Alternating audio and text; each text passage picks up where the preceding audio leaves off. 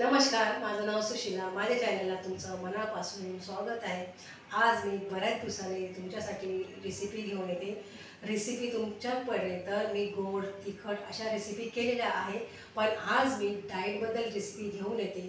आपण लवकरात लवकर ती रेसिपीला सुरुवात करूया। चला रेसिपी तुम्हाला दाखवते। तर बघा, मी हे फणसाच्या आतल्या बिया काढून याला शिजवून घेतलेल्या आहेत। तर आता आपण याची मस्तपैकी याची भाजी, म्हणजे नाश्त्यासाठी आपण ही भाजी बनवणार आहे। जसं तुम्ही मटकी, चवळी, चणे हे खाऊ शकतात ना, तसे सुद्धा हे सुद्धा खायचे बिना तेलाचे। तर आपण पहिल्यांदा हे काय करणार आहे, बिया आहे सोलून घ्यायच्या आपल्याला।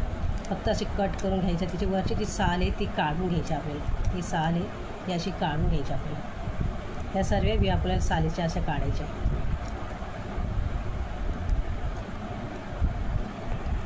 बघा, हे सर्व बिया मी वरनं अशी सर्व साल काढून घेतलेले आहे। हे बघा, ही साल काढून घेतलेली आणि हे अशा केले। तर आता आपण याला बारीक असे कट करून घ्यायचे। हे असे बारीक कट करून घ्यायचे आपल्याला।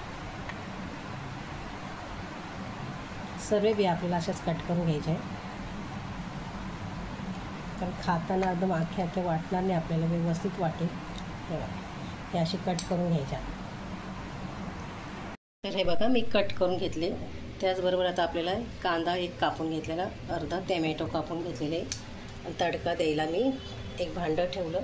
तर त्याच्यामध्ये फक्त आपल्याला जिरे घालून घ्यायचे चवीपुरते, अर्धा चम्मच, आणि ते फक्त आपल्याला असं भाजून घ्यायचं आहे। जास्त फास्ट गॅसवर नाही, स्लो गॅस आहे, स्लो गॅसवर आपल्याला हे भाजून घ्यायचे। भाजून घेतलं का जिऱ्याला आपल्याला छानपैकी अशी चव भेटते। हे बघा, आणि आता आपण याच्यात घालणार आहे कांदा। हा कांदासुद्धा आपल्याला टाकून घ्यायचा आहे आणि हा थोडासा तांबूस कलर येईपर्यंत आपल्याला हा भाजायचा, म्हणजे लालसर जास्त करायचं नाही, थोडासा करायचं आहे, बिना तेलाचं आणि पाण्याचं।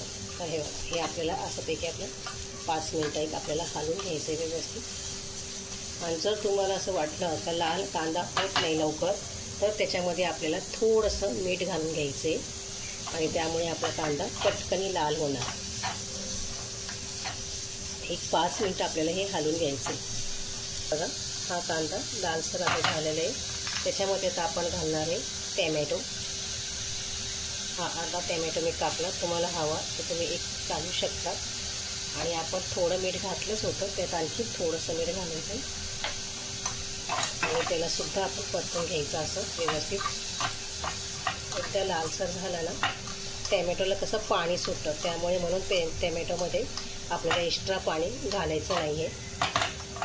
हे पहा, आणि आता आपल्याला घालायचे मिरची पावडर। तर तुम्हाला जितकं तिखट पाहिजे असेल तर जास्त तर तिखट नाहीच घ्यायचं आहे, थोडंसं प्रमाणात आपल्याला हे तिखट घालून घ्यायचं आहे, 1 चम्मच छोटा।